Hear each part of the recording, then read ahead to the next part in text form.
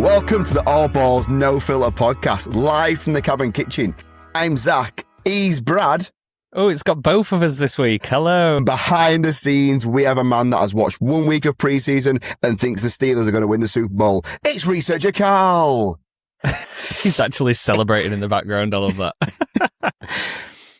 I've missed your face. How are you? How you been? God, sorry, I'm just distracted because he's waving a towel now. We're trying to record a podcast here, researcher Cal. Jeez Louise. Yes, I'm good, mate. I'm good. It's good to see you. I mean, although let's be completely transparent, we saw each other at the weekend. Yes, we did. But no, it's good. And it's good to be recording the pod with you again this week. It's been a weird couple of weeks. And then obviously, you had a couple of weeks before that as well. Yeah. So just on that, by the way, guys, thank you to all those guests that have been on the past 4 weeks. It's been much appreciated. It's not something that we just want to do, by the way, when one of us aren't available. We'd love to get people on when both of us are here. So if you're interested, or you know anybody that's interested, or anybody at all, come and have a chat with us. You're more than welcome to come on the show, and we can go from there. But speaking of the show today, mate, we have got a jam-packed show by the looks of our script. Do you want to go through and tell the lovely listeners what we've got to go through today? I absolutely will. Yeah, so obviously NFL preseason is well into the depths of it now. We've got week 2 in the books. And as always, we're going to visit the main headlines and stories from the past week. And there are a good few to get through this week. Stories developing, as the day's been going on today. So sort of pre-show has been a bit hectic. And we've got, which I'm really excited for, the return of Lock It In. So obviously before we all had our holidays and things, we started our Lock It In series, if you like, didn't we? But we didn't really get into the thick of it, so we're going to really get going with that today, review where we were at. So I'm really looking forward to that. And then, as always, we'll visit the wider world of sport in all other balls. Champion, looking forward to it. I am. I'm excited to be back. Right, let's get stuck into the world of news from around the NFL. Look, the big one taking over, and we'll start with it, is the Cleveland Browns. They've named QB1, right, going into the season. Week 1 is Deshaun Watson. Right, first of all, Brad, what's your view on him being named the starter going into week 1? Where do you begin? Where do you begin? Where do you start? Good Lord. I mean, it's just a really, really bizarre chain of events. I mean, so obviously they played at the weekend. Let's get into the thick of it straight away. They played at the weekend, and it was terrible. It was absolutely terrible. So, yes, all right. Was he playing with starters and things like that? No. He came in, I think, was it the second half or something like that? And it just was not good at all. I mean, his preseason in general, so 16 for 27, 162 yards, 0 TDs, 1 interception. And then you compare that to Shadur, who is the guy he's up against, 15 for 22, 153 yards, 1 touchdown, 2 interceptions. So there's not much in it there, really. But it was just what happened through the game. So obviously Deshaun was booed by the Cleveland supporters for obviously like a really poor performance. But then we had the press conference afterwards, and it was just an absolute car crash. Have you seen it? Have you heard it? Yes. And with these athletes of all ages, especially athletes that are in the NFL, from high school level, if they are a 5-star recruit, which, if you don't know about how the system works as such, they get scholarships to go through, so they don't have to pay for college. They're normally graded on stars to kind of see what colleges they're going to go to throughout high school and things like that. If you're a 4 or 5-star recruit, you're going to start getting a team built around you. So from college, let's say, at the latest, you're going to have a small team built around you that's going to help you out with stuff like contracts, decisions, things like that. Media training, the big one. What not to do. Look, I've never had media training, but I can guarantee the first page, number 1, don't slag your own fans off, right? And he's come out and just started talking about the disrespect that he gets when he's starting to feel disrespectful when the fans are booing him. Well, yes, like that's what's going to happen with everything that the show's on. Oh, it was awful, and I'll watch it back, and I'm thinking to myself, right, just shut up, stop, no. Now you're gonna stop, please stop talking, and he just doesn't, and he carries on going on. Do you think like it was kind of almost like an intentional sabotage? I just couldn't help but feel like listening to it that he was basically saying, you know, the fans are a joke. They've booed me the entire time. We know it's nothing to do with my performance, even though my performance is crap. And it's about these other reasons, obviously because he's a massive creep and all the rest of it. But yeah, it felt as though when he was asked something about whether he feels he could get past it, you know, being able to start, and he basically said, I don't know if I can get past this. And you get what he's saying in terms of, yes, he's done what he's done. And no, I genuinely can't get past the way the fans are interacting with me, because that must be tough for any player in any situation. I'm not talking about Deshaun here, but if your own fans are booing you, that's going to get to you. But then you need to look in a mirror and think, well, why are they doing it? And all that weird behaviour, which we won't go into, is obviously the main part of it. But then things like today, or not today, but yesterday, that press conference, that's why. Because you are out there not being accountable for your previous actions, not being accountable for your own performance, and basically saying, woe is me. Like, you deserve everything that's coming to you when you behave how you behave, and then you can't perform to back it up. Because let's be honest, there's been a lot of questionable characters in the NFL who fans forget about it, but it's normally those that can perform. Not that I condone it, but it is, isn't it? Like, the facts are there. Yeah. Just look at Researcher Cal's team with Big Ben. Fans forget about things because he performs, whereas this isn't happening in Cleveland.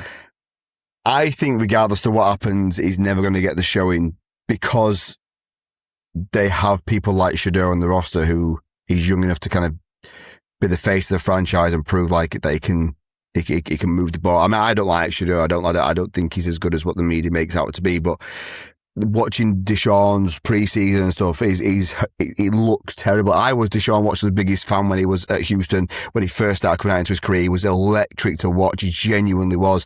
And then he made this move. I mean, but if you think about prior to this move, when there were talks there of who's he going to go to, he said that he didn't want to go to Cleveland because it's too cold.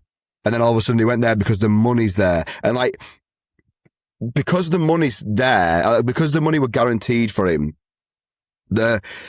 if he can walk, he's starting because they've got that much money invested in him, so they might as well go with it. I've got my own little theory behind it, which the first two games they've got are away games, and it's Jacksonville and Tampa Bay, right? The first two games. Let's say Deshaun Watson loses these first two games. 2 games after that is the Steelers and the Panthers. If he goes 1-3 within the first 4 weeks, Shador Sanders starts week 5. Week 5 is versus the Jets. Shador wins that game because it's versus the Jets. He's now the hometown hero, which brings a big morale boost up for the team, and it still puts them in a relatively decent draft spot because they're going to be. You know, I still don't think they'll do anything. They won't be playoff bound or anything, but they'll still be like that lower draft area because they've got nothing else going for the team. That's how I see it. I see him kind of admitting defeat the first couple of weeks in particular. Chuck Deshaun is then Shador doesn't get the hatred of the fans because they go 0-2 the first 2 weeks of the season. It's, oh my God, the Browns are so-and-so. Here they've got an excuse. That'd been my kind of thing behind it. I think it's much easier for an organisation to sort of go, right, we're going to go with the veteran who's getting paid a ton of money, and then that not work out, and then go with the young guy and let's see what he's got. Because they tried to see what he had last year. Obviously, they didn't have the option of playing a veteran getting paid a ton of money last year because of the injury.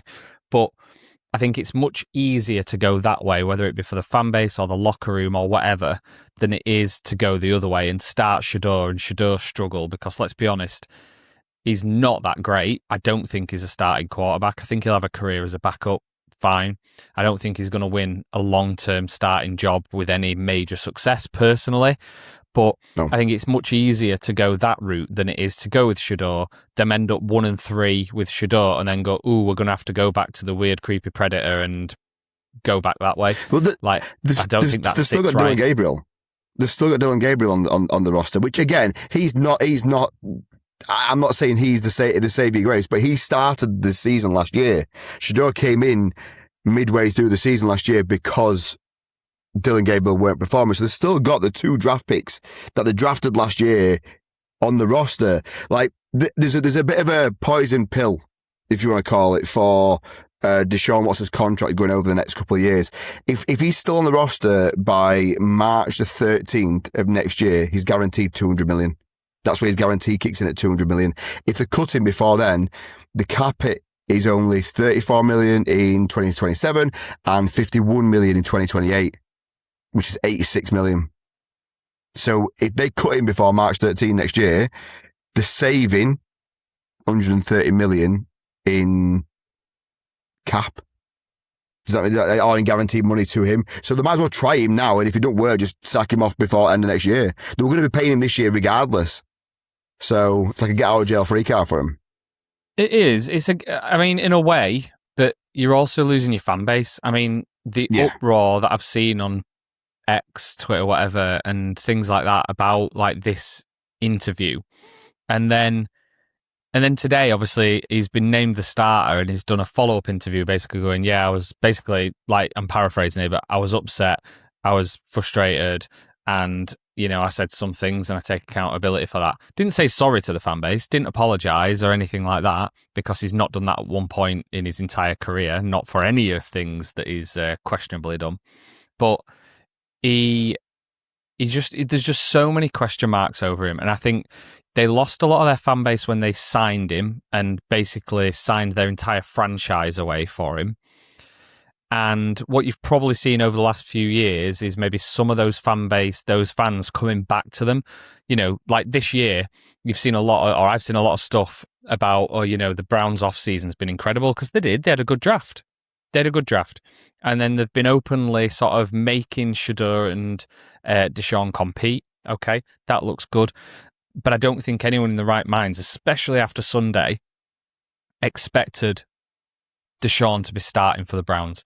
For me, his career was done. He was over. Whether they cut him or not is a different story because of the money side of things. But I did not see him playing another meaningful snap for the Browns. And I didn't see him playing for another team. Exactly. That would have been his career. And I think that's kind of what he wanted. He sounded like that's what he wanted, his career to be done. And he'll go away with his money and live a happy, wonderful life, I'm sure, but not to have to worry about playing a snap of football again because he is a bad quarterback now. He's not a good quarterback. Yeah. No, he's not what he used to be because he used to use his legs a lot and he keeps getting injured. But from what I gather, the Browns head coach, who's new this year, was given the opportunity to choose the starting quarterback, right? Choose, it's his choice, choose the starting quarterback. Now, if you're the head coach, right, your first year, you've been in the job, 6 months, right, and you've got a choice here.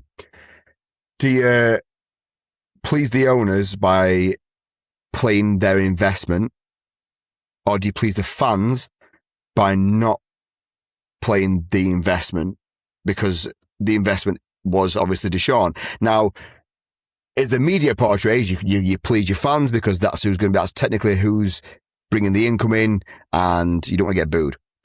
On the flip side to that is you don't know what goes on behind closed doors and how much pressure we're getting to give Deshaun that kind of choice.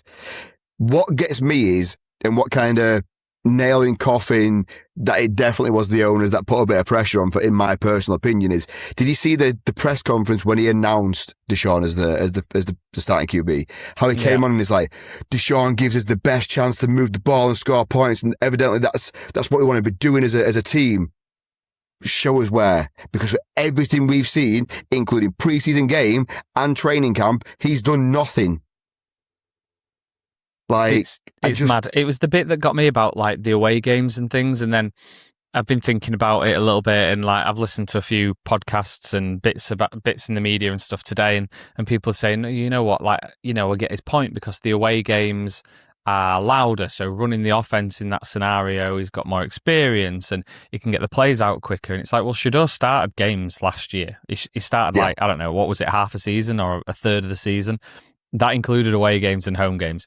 So if you're telling me the competition is between this veteran and this rookie and it's a genuine competition, but you're not starting one because he can't run the offense in an away game, then he should never be in the question anyway. He should never be anywhere near starting as a quarterback in the first place. So it was never a competition to begin with. And a rookie who's technically not a rookie anymore, he's in his second year, who's played with the current team for more of the last 2 years than what the starter now has. What Cleveland have done, in theory, have brought a QB in to take over Shador's job. Like, look, I could understand if it were a QB without controversy who just got injured last year and he could learn from him, but the only thing he's going to learn from him is how to get arrested. In Cleveland that probably works out well, but like, yeah, I just don't see it from there. But we'll see. I give it 4 weeks, and then the Jets will see Shador starting. I really do. That'd be my view on that. So you're saying week 5, Shador's starting? Yeah. Yeah, I can go with that. I think I was looking earlier, and I think the bye week's quite late for the Browns, isn't it? I think so. They're not going to be able to sort of go down. I even look. I can't remember. It's like week 9, 10. It's late on.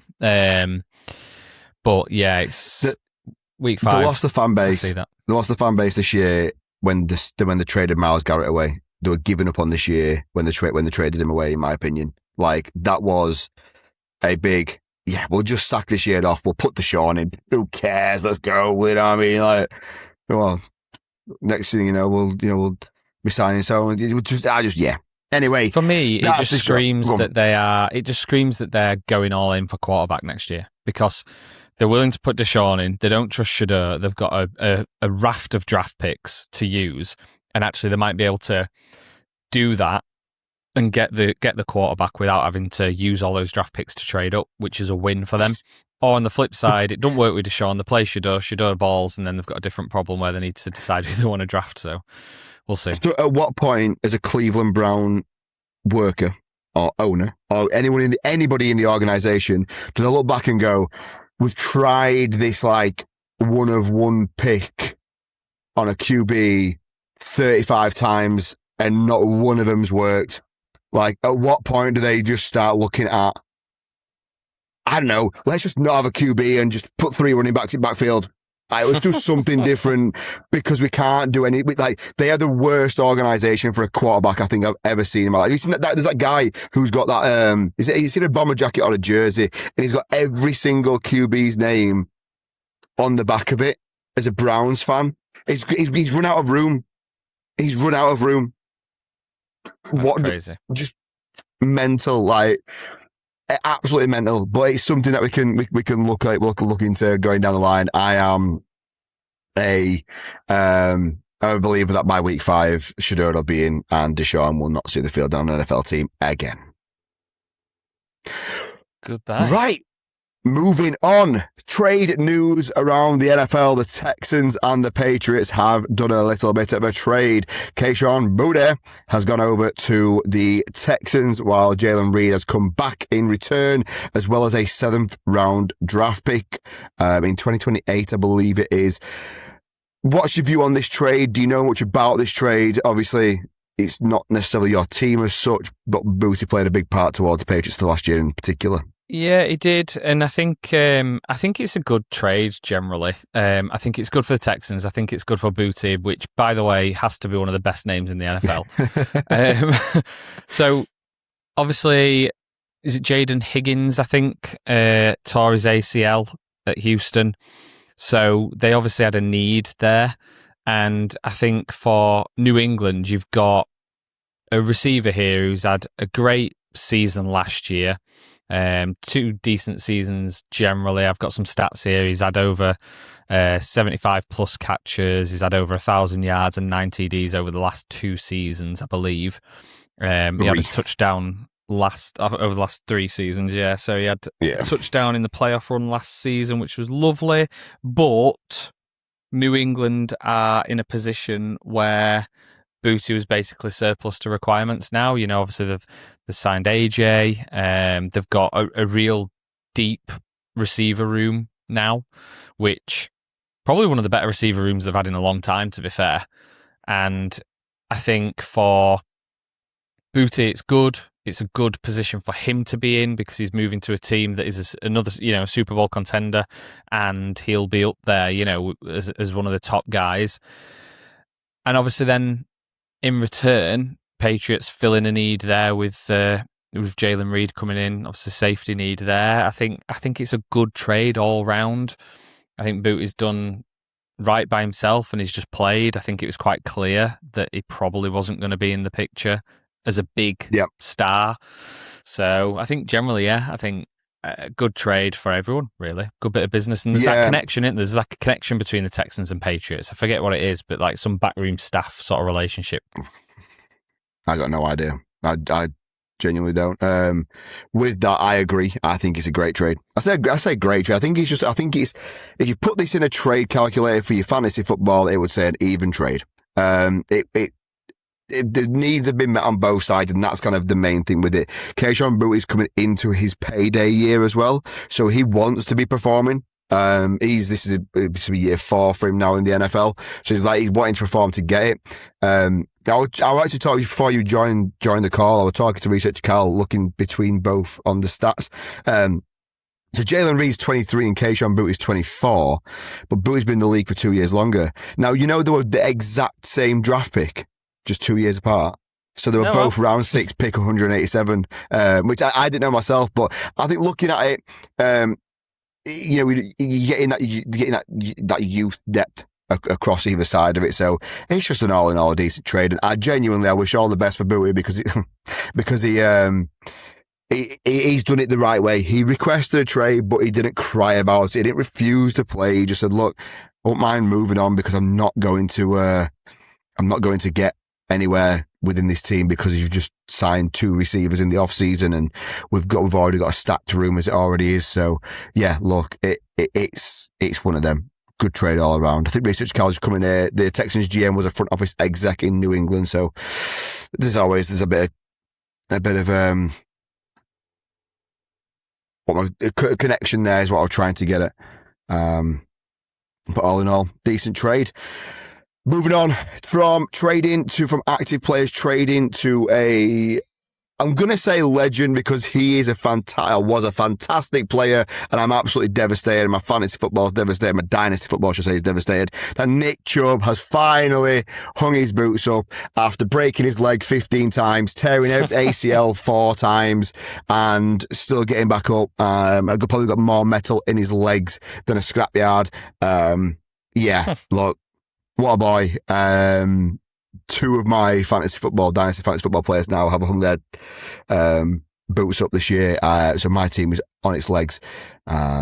Just speaking of fantasy, we are going to be doing a fantasy special next week. Just want to drop that in there.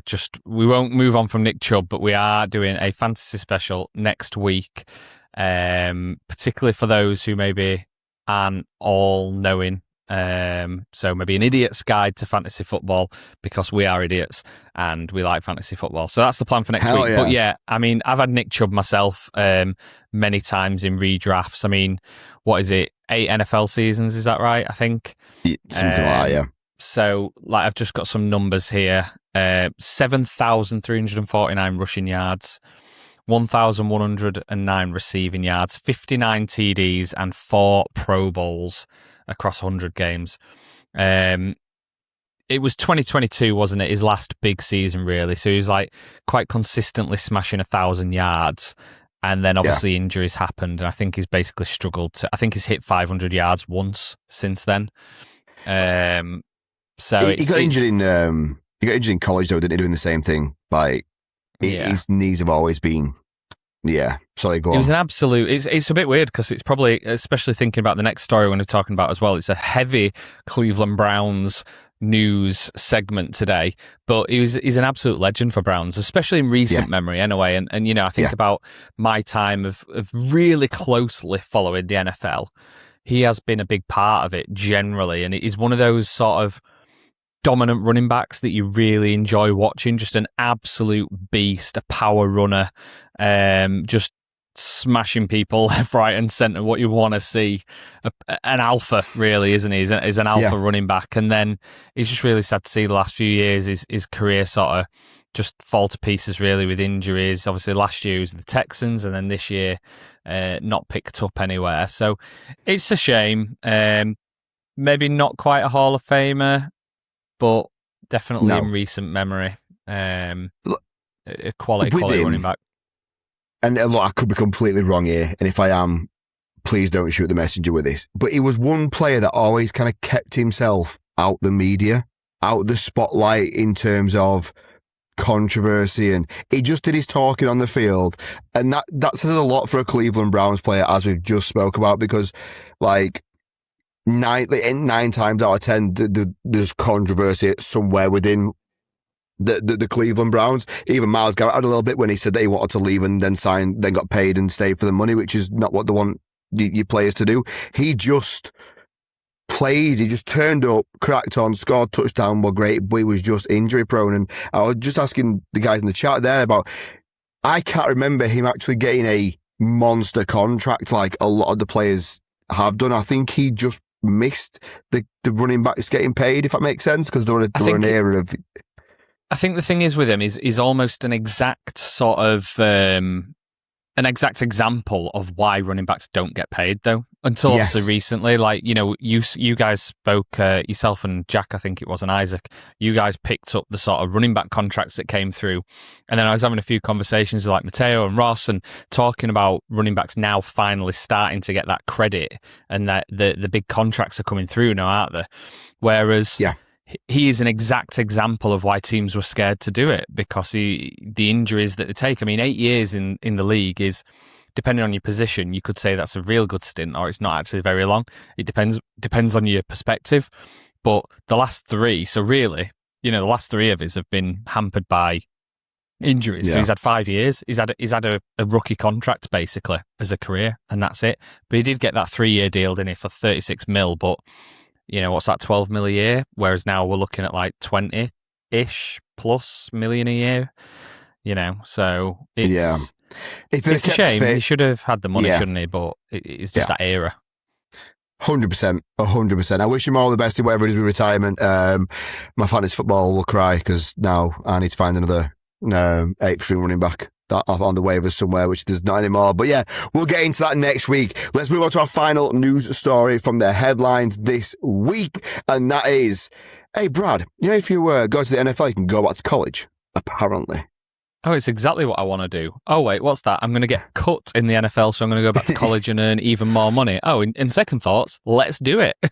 This is a wild story. When it first popped up on my phone, when we first started talking about it, I was like, yeah, this can't be true. But there's some sort of clause that's come round. It's only this year and this year only, where there's 16 players that have been eligible if they get cut and clear waivers. That's the really important bit, that if they get cut and if they clear waivers, they are eligible to go back to college. And one of them in particular has a contract in principle for a big, big college team. What's his name, mate? Yeah, all right. Yeah, all right. I'll have a go. So it's Brown's rookie tight end. Is it Daquan Wright, I believe? Yes. Something along those lines. Yeah, so he's intending to join LSU, isn't he?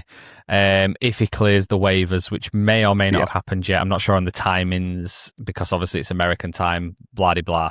And that was after a Louisiana court ruling opened a pathway to be able to get that additional year of NCAA. Now, because of all that nil money, they essentially are able to earn more money by going back to college and being the star, as opposed to getting cut from practice squads. So it's balmy.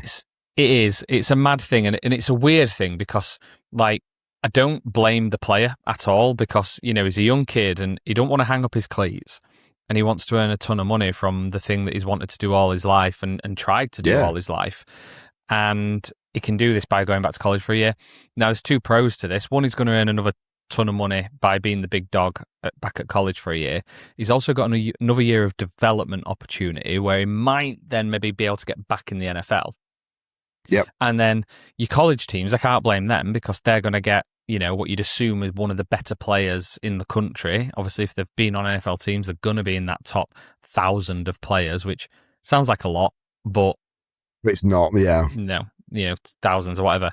The issue is the NCAA. Like, they just need to get themselves in order. Now, there has been 2 conferences, hasn't there? So I think the SEC were the first ones that sort of like condemned it and basically said, we don't agree with this in principle. We're going to find a way to stop this happening. We don't agree with it. And then the Big Ten have come out today with a statement basically saying, or they're saying that they're going to pass a rule that won't allow players to return from the NFL, basically, in short, simple terms. It is right. I don't agree with any way, shape or form. If you leave college to go to the NFL, you should not be allowed to go back. If you want to go back to college and restudy, so be it, but you should not be eligible to play for that sporting team. Or if you are eligible to play for that sporting team, you cannot be allowed to earn NIL because of this reason. Like that's taking a spot away from somebody else that can be developing, which blows my mind, by the way, because the college season starts Thursday. Friday? It's this week, isn't it? The college season starts, or next week? Or the week after. Either way, it's very soon. Yeah, it's either this week or next week. The college season starts, and LSU have still got a roster spot open, so they're holding a roster spot open because they still have, like the NFL, they still have a maximum cap of how many people that can have on an active roster. So they're holding a roster spot open in case this guy clears waivers. Now, what happens if he doesn't clear waivers? There's going to be someone that's taking that spot happily. Great, champion.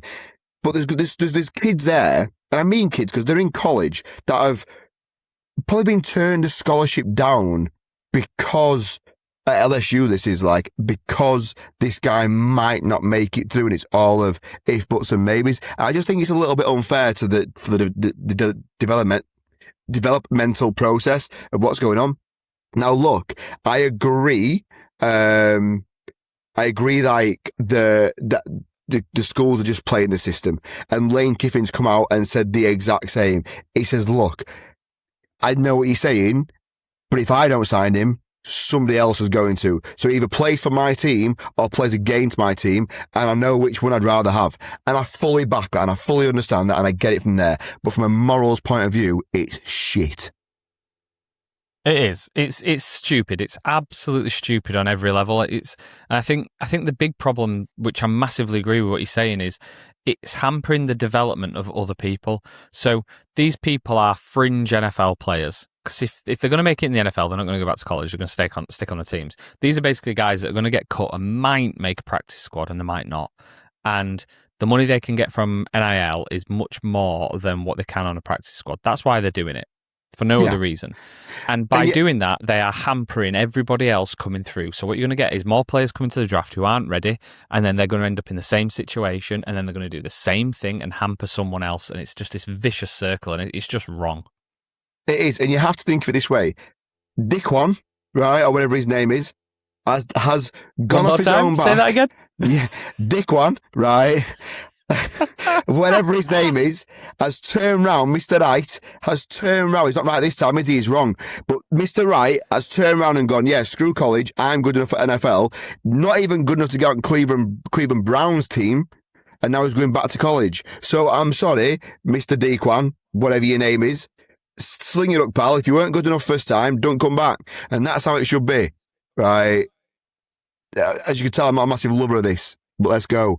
But yeah, hopefully, no, it won't happen again because it's the last time it can happen. The 5 for 5 or whatever it is, 5 years of eligibility the moment you start college is in play and all that jazz.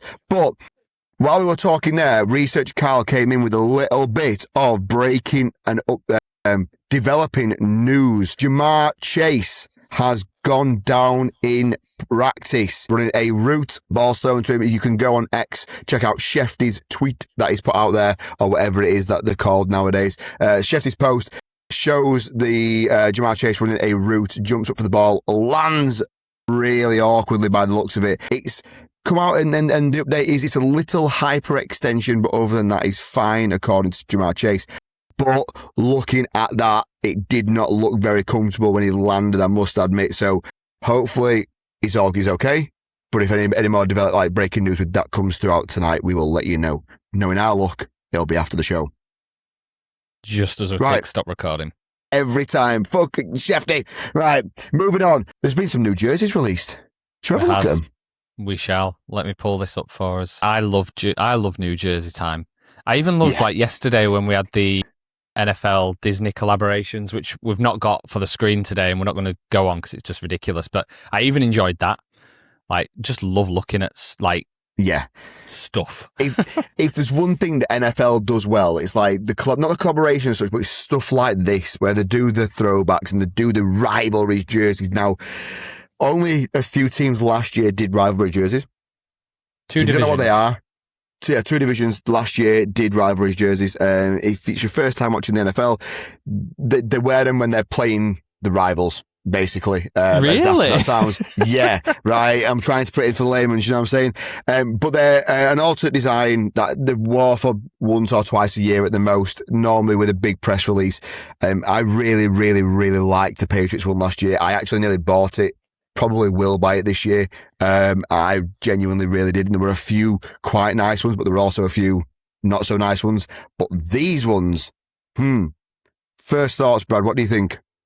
I think the AFC South have absolutely smashed it out of the park. So it's the AFC South and NFC North that have done this year's rivalries jerseys. I think, you know what? I generally like them all. There isn't one that I look at and I think that's not nice. I think they're all fairly nice, but I think the NFC North have gone fairly tame. So you've got the Bears, the Packers, who have gone basically the same kit, just slightly different tones, some slightly different sort of variations of their kit. The numbers are different. I really like the Green Bay one. I really like the shade. Really? I think I was chatting to some of the guys in the team earlier about them, and it's not massively revolutionary, but I just like the tone of the colours that they've used. I know that sounds really lame, but I really, really do. But for me, it's the AFC South are absolutely stunning. I think all four of them are great for different reasons. The Jags one looks almost like a vintage classic sort of look jersey. Jags I love the colour. They've done it really, really well. The Colts, that sort of, is it black or is it a really dark blue? I'm probably asking the wrong person, but why? It's what do you mean?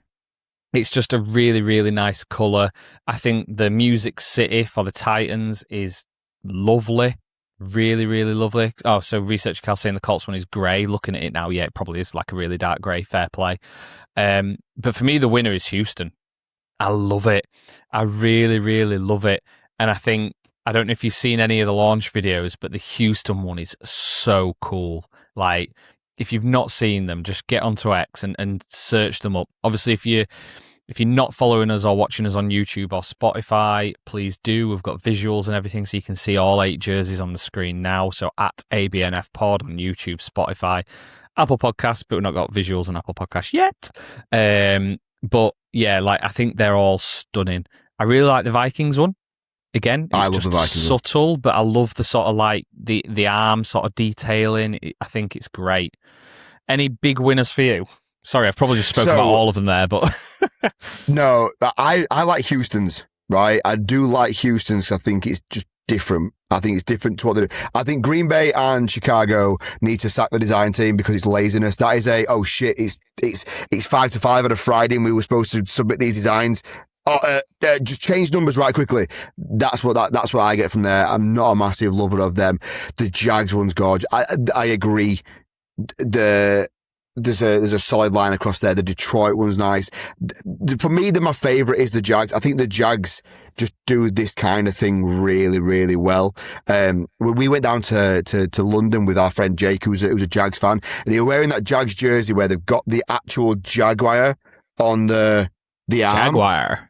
Jaguar, for our American friends there, on the arm rather than just the head. And I didn't actually realise they did a different logo as such for one of them, for that, if you know what I mean. It's the throwback logo, isn't it? Yeah, the throwback logo as such. But I never realised the difference of them.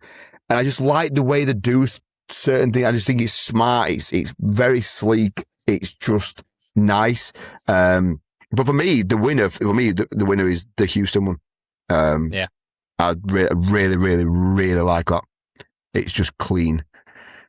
For me, that's the winner in my opinion. Looking at it it is, and I think if I was a fan of most of these, to be fair, I'd be buying it. I agree with you. Like last year, I wanted to get the Dolphins one. I think it was a lovely design. I didn't because I guessed that next to none of the players would be there this year. I still feel a bit nervous about buying one, to be fair. So I'm still going to hold off. But I think if I was a fan of one of these, I'd be online right now. Just take my money. I think they're lovely. Just as cheap to get one with your own name put on back.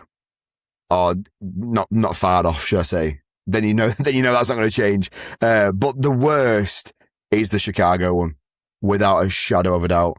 That, it's infuriating. I'm not a Chicago fan, but it's infuriating me looking at it.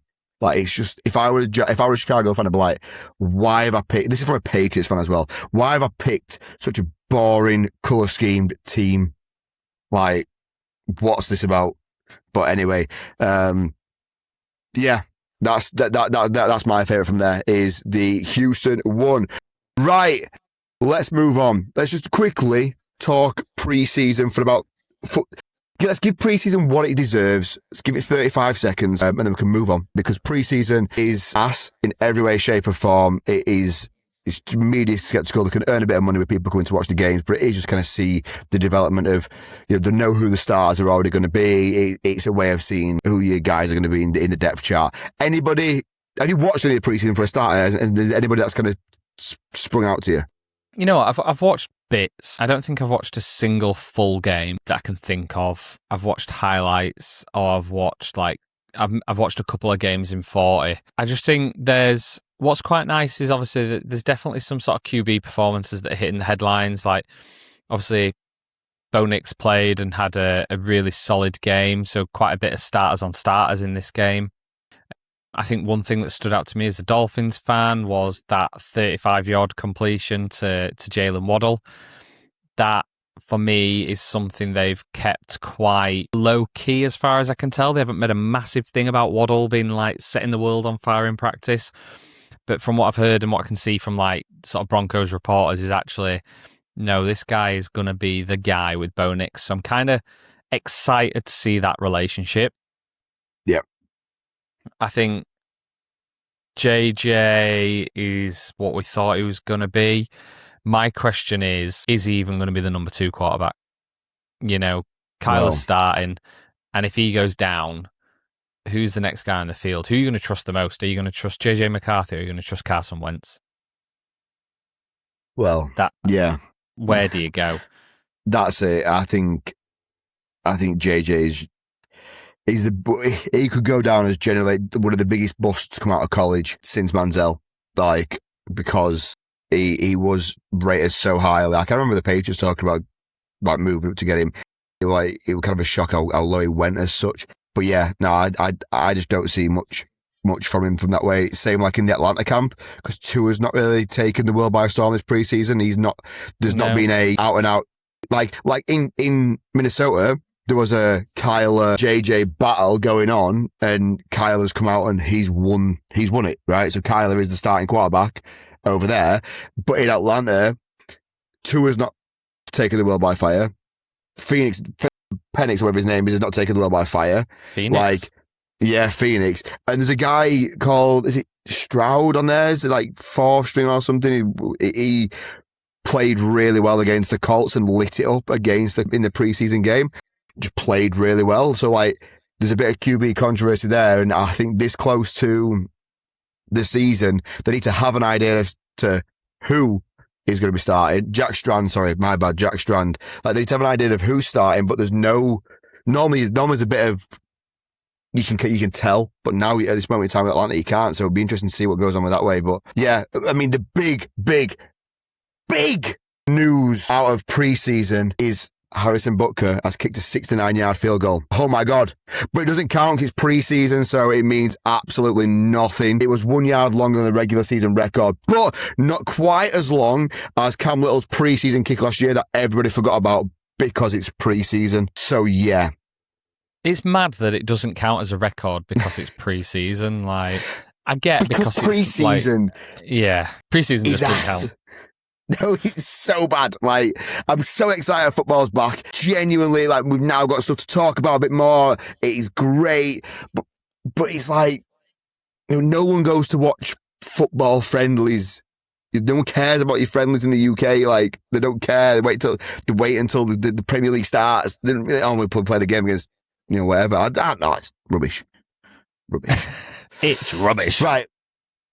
Let's move on to something far more important, shall we? It's time to lock it in. Lock it in. To lock it in. I believe we've got previous locked in stats or whatever, predictions. Our locks. Our previous locks. There we go. That's the one. So we went with the first head coach to be fired. But across this, you had Shane Steichen. Shane Steichen. Yeah. I went Zach Taylor and Carl went Aaron Glenn. Did you just go for Zach Taylor because you can pronounce that one? It's the same name as me. I can't get it wrong. Like, I'm Gucci. We cannot get this wrong now, Brilliant. First QB to pass 4,000 yards. You went for Mr. Dak Prescott. I went for Joey Burrow, which I'm regretting now if he's gone down. I'm taking that back if he's gone down, I must admit. And then Research Carl went for a Justin Herbert.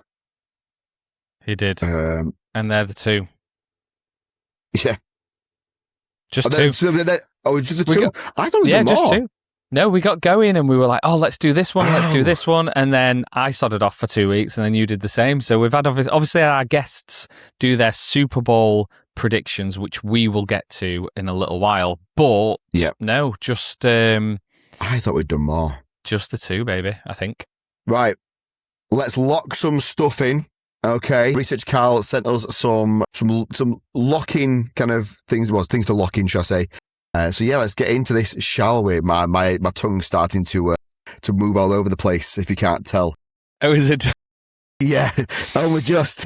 So, let's get into the first one, shall we? Right, Brad, we'll let you go first with this one, shall we? We'll take it in turns. We'll both obviously nominate our said people to lock in. Research Carl, if you want to give us your 2 pence to the background as well, you can do. Right, what's the first one, mate? So to begin with, we have the rushing leader. So essentially, who gets the most yards at the end of the NFL? Research Cal, are we talking, just give us a thumbs up, are we talking regular season here, yeah? Yeah, brill, okay. So I am going to the North, King of the North, and I am going for one Mr. Jamar Gibbs. Yep. Okay. So I think he is one of, if not the most explosive runner in the league at the minute. I think he's electric. I think he's a massive, massive part of that offense. Now, my only question is, and this is sort of the sort of terror I've got in my own head in picking him, is he going to get enough carries? Because he's also on an offense with Mr. Amon-Ra St. Brown, who I think is an absolute stud. And I think he's going to have a massive, massive year this year as well. So, the Lions took a step back last year, didn't they? And I am just wondering if they're going to actually have the season that allows him to make those yards. Steve, I also had him, but I'm going to change. I will change on this one, so we haven't got the same. I've got a feeling we might have a couple of similar ones going throughout on this, but I agree. I think he was between two people for me, and he was up the tip because Montgomery's gone. So, like last year alone, when he was sharing the backfield, and it was Sonic and Tails, were the nickname they got together. He rushed the ball for 243 times throughout the year. I think without that kind of solidified second string running back there that was as kind of electric as them two were, I think he's just going to get fed the ball more. I do think he'll be up there. I will change mine though to we're going to go with a Mr. Jonathan Taylor. I know it's kind of beige and a bit Yeah. And the reason why I'm going there is because they still don't know kind of what the QB situation is there. So if the first couple of weeks in particular, they might just start giving the rock to run the ball and to kind of get that ground move, to get that ball moving across the ground. And with Jonathan Taylor, he's all about that momentum. And when he gets going, he doesn't stop. And for a big chunk of last year, he moved the ball a lot for the Colts, being a big part of the swing game and just the run game in general. So yeah, I'll go Jonathan Taylor on that one. And Mr. Researcher Cal is throwing his 2 penneth in the background.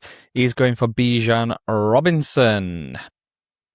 All right, there we go. First lock in the bag.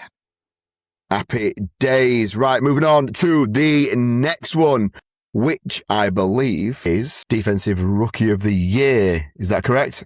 It is indeed, mate. Do you want to take the honours? Right, so Defensive Rookie of the Year for me was one of the highest rated D players in the draft. There were a couple of people up there, but for me, should not have been the most. And that is Mr. Ruben Bain Jr. And I think coming out there, I think it all comes down to the pass rush, and I think he has that kind of excel in his game. I think in the system that he's in, I just think he shines from it, to be fair to you. One of them names, there were 3 names that I was toying between, because they're all 3 different positions as well, like, because they've all got their own kind of uniqueness, but with it being such a defensive and quite a strong draft for the defense this year, this is where I've gone with. So Mr. Ruben Bain Jr.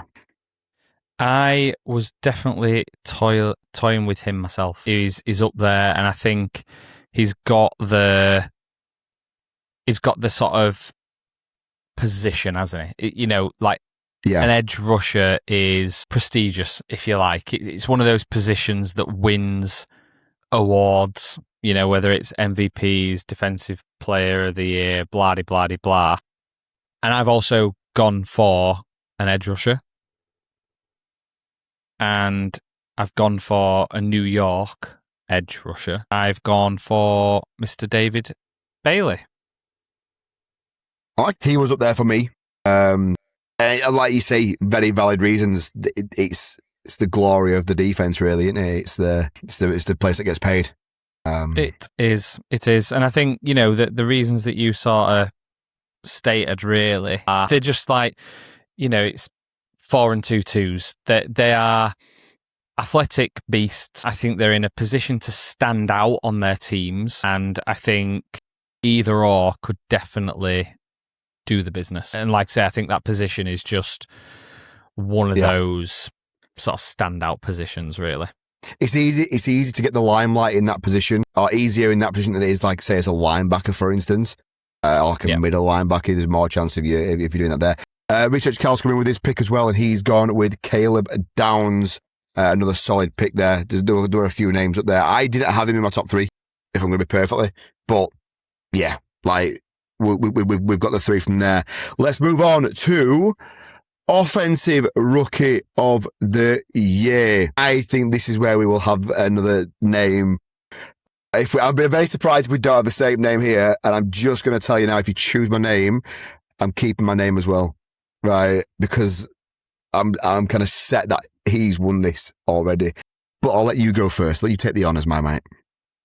There's the obvious one, which I'm pretty sure is the guy you've got as well, and he is the guy I've got. He is on the list, he's there. What I worry about, before I say the name, what I worry about with this pick is that it was kind of like, you know, he was bigged up pre-draft, he was bigged up in the draft, he went as high as he did in the draft for obvious reasons.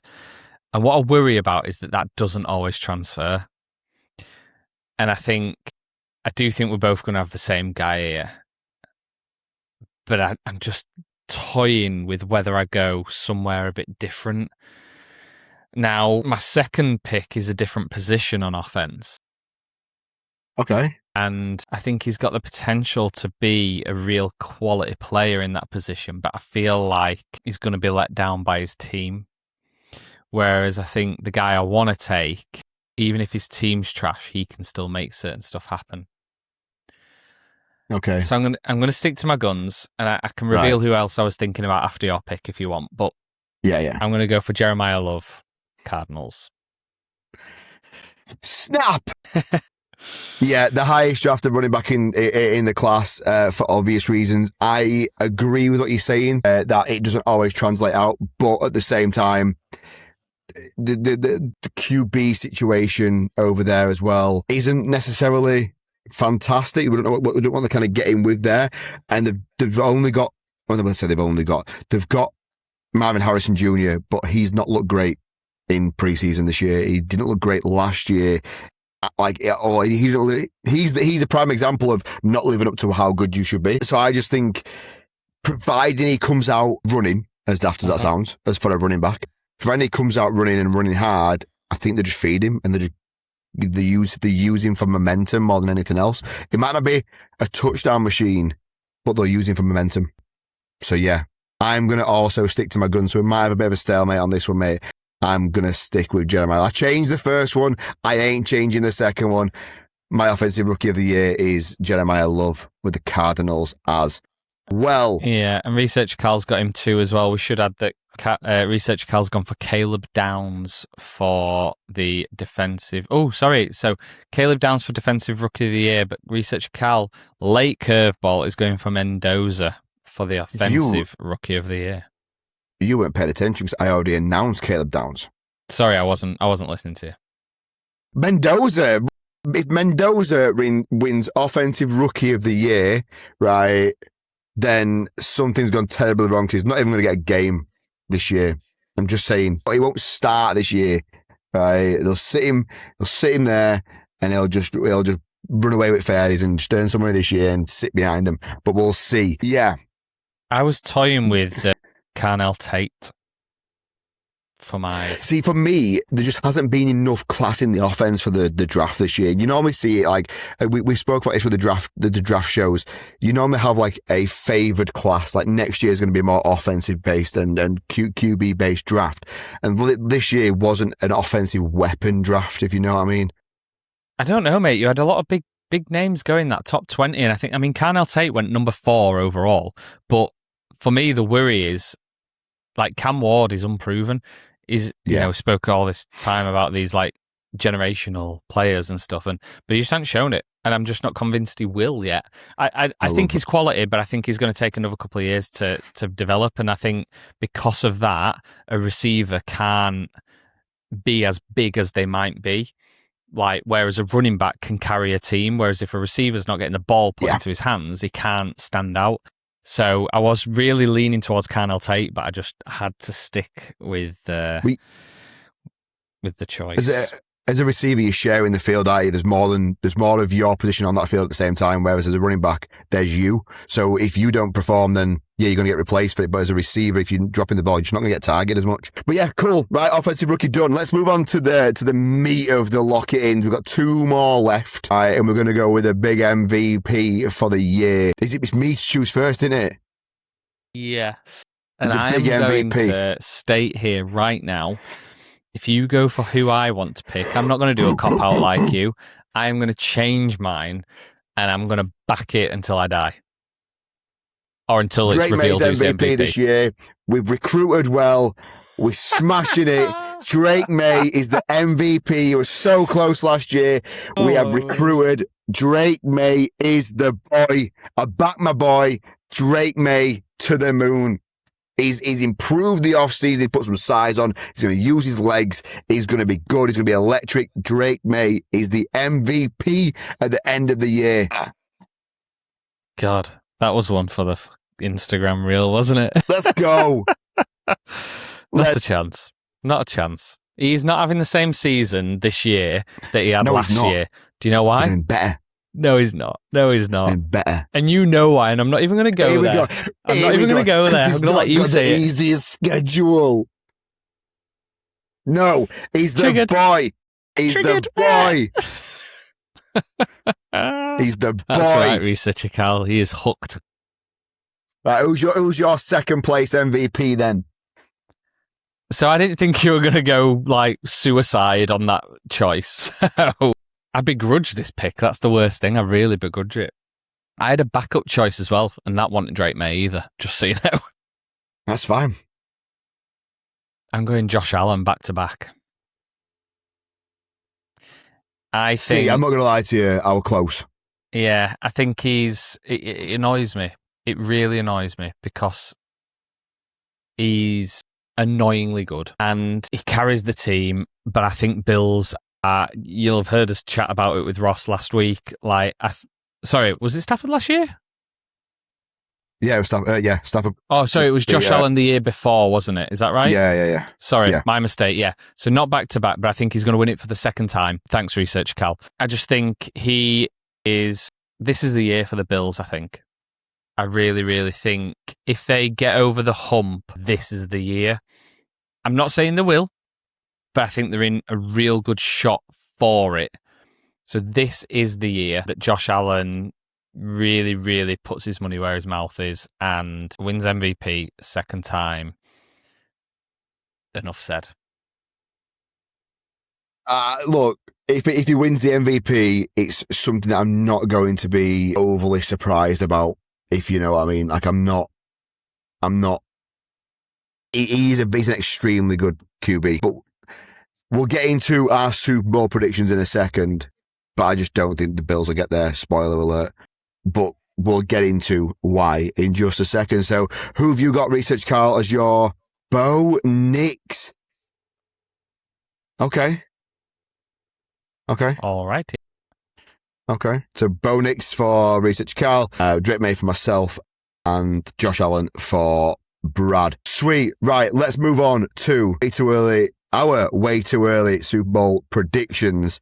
And you're going first on this one. I think we'll have one of the same teams in particular. But yeah, let's go. Show us what you got.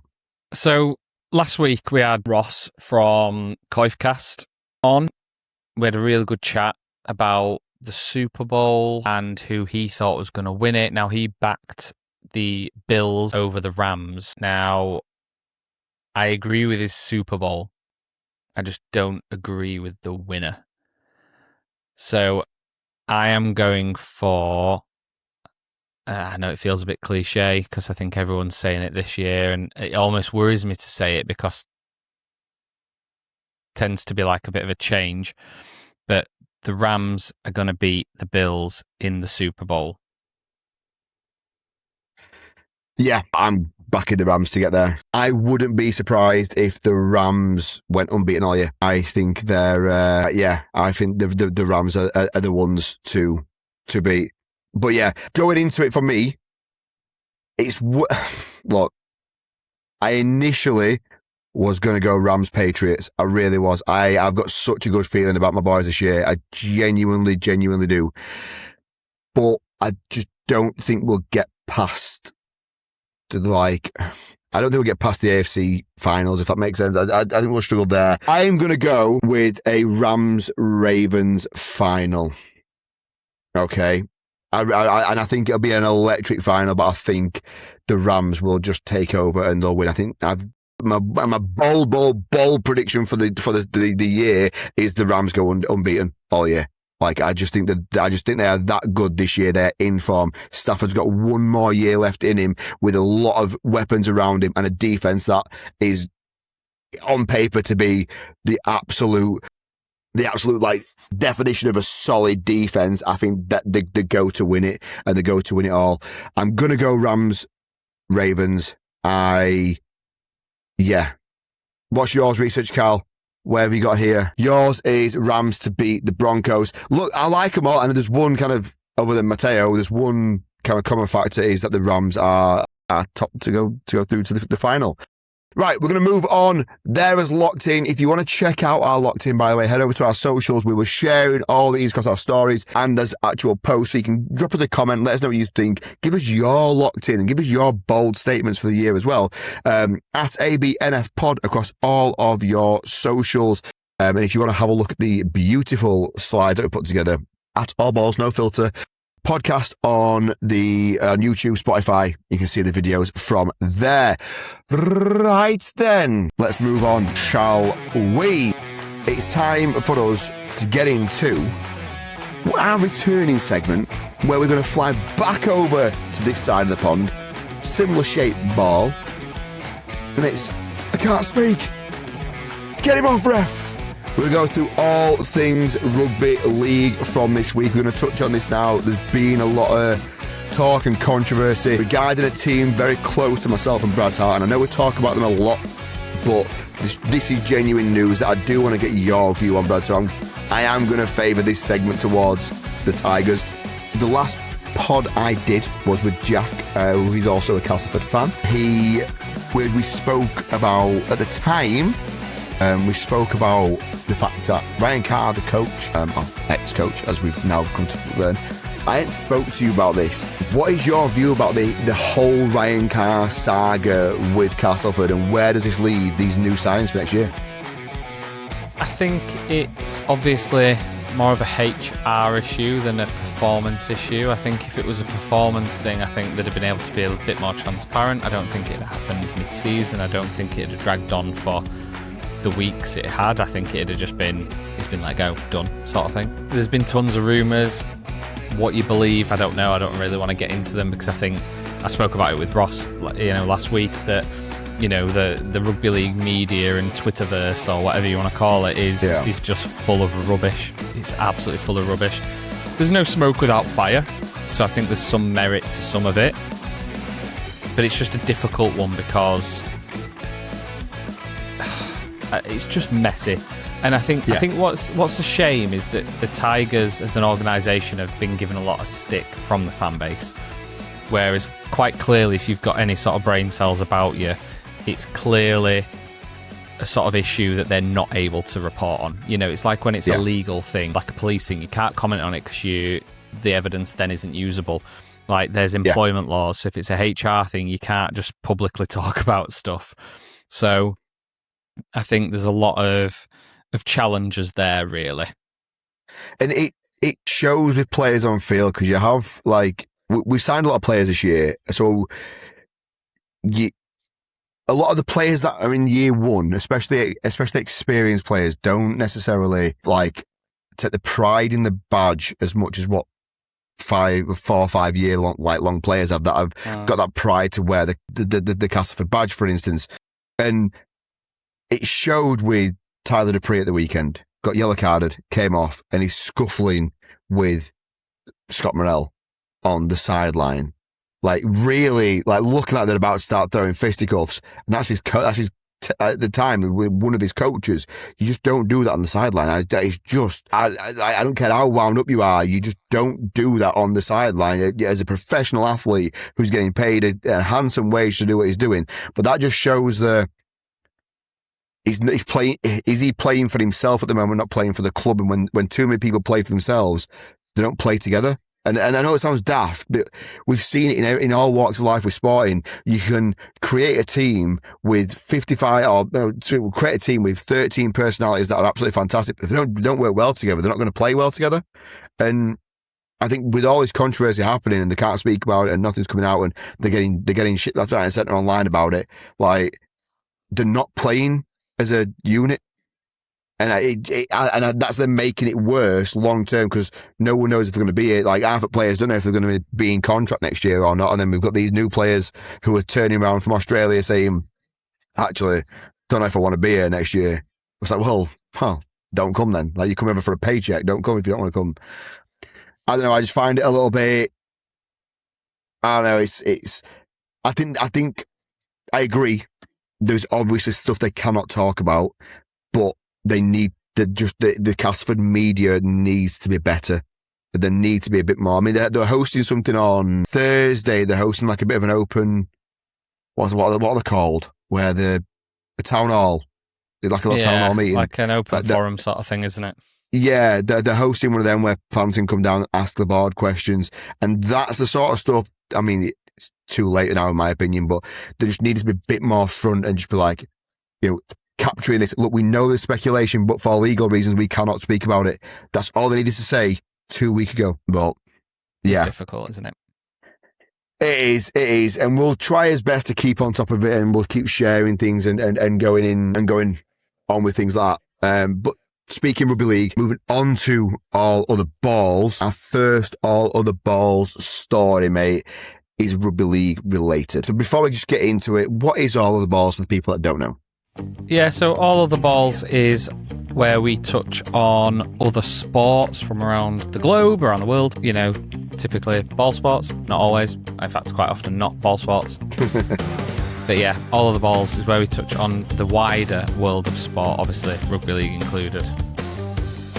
Indeed, and starting off with rugby league, and some not so good news. Sir Billy Boston has passed away at the prime old age of 92 years old. Is it 92? Yeah, 92 years old. He was the first rugby league player to get knighted. So yeah, look, very, very established back in the day. Did a stint over at Wigan, and yeah, down at Wigan. He's a Welsh national. He did a lot of his time in Wales and did a lot for the community there. So our thoughts and prayers go out to all of his family, and we're sending love to all the rugby league kind of community and world regarding that. But yeah, the first knighted Sir Billy Boston has passed away at the prime old age of 92. Right, should we get into our second story regarding all other balls? Let's do it. Soccer has started, baby. Football's back. Soccer. Yeah, the Premier League has started again with some shock results from around the league. Did you watch any of the football at the weekend by any chance? No. Yeah, same. Two results that I definitely did my research on is that Man United lost 2-0 to Hull City and Spurs lost 3-0 to Brentford. I'm not a football man, if you can't tell, but I know that them scores are shocking. I would like to get back into football. I used to be back in there. I would like to get back into football. But honestly, I try and then they wind me up when they dive, so I just don't. But the Premier League started again. Guys, let us know in the comments who's your football team and we'll try and look out for them. And we'll do loads of in-depth research on their games. He means it. He genuinely means it. Oh, and by we mean Research Cal. So let's give him some more work to do. But yeah, Premier League started again. Let's see how we get on this year. We'll try and show a bit more interest in it if anything major happens. But as it currently stands, Man United lost 2-0 and Spurs lost 3-0. They did. Sweet. Right, let's move on, shall we? It's Conundrum time. We are looking at the guest conundrum from last week, which was... It was a good one, actually. So, obviously, Ross from Coifcast, a rugby league podcast, he set the conundrum of the Australian NRL currently has 17 teams, but how many of them share an exact nickname or moniker with a current NFL franchise? And the answer was 6. Now, Zach, do you know them? No. I looked at this. Right. So as you all know, I am really super smart and I can read and pronounce things very well. I read that as the exact nickname / monkier, and I was like, what is a monkier? And then I realized it said moniker. So yeah, no, I can't, and I'm still trying to think of it. So I'll go through them. You've got the Panthers, so Carolina and Penrith. Yeah. You've got the Cowboys, so Dallas and North Queensland. You've got the Raiders, so Las Vegas and Canberra. You've got the Titans, so Tennessee and Gold Coast. You've got Broncos, which is Denver and Brisbane. And then I think it's the most recent one. You've got Dolphins, which is a weird one because it's Miami Dolphins. And then the NRL team is just called Dolphins. They're technically in Redcliffe, but they're just called Dolphins. So, other than the Dolphins one, all the other ones are super obvious. Now you said them. Yeah. But you've actually got 2 more joining in the next couple of years. So you've got Perth Bears and Papua New Guinea Chiefs are joining them over the next 2 years. So it will actually move up to 8. So there you go. Very nice. Well, thank you very much for that, Mr. Ross from Coifcast. I like them when they're different kind of, well, it's 2 sports combined, 2 of our loves combined. So very good one. I quite like that indeed. Right, back to researcher Cal's conundrum this week. He is back, and let's see where we go from here. Who is the only NFC team to not reach the Super Bowl in the 21st century? So who is the only NFC team to not reach the Super Bowl in the 21st century? Brad, do you know this? I think I do, actually. I think I know this. So do I, for once. So do I, and we'll talk about it off air. If you guys know it, let us know in the comments below. Let us know in our messages.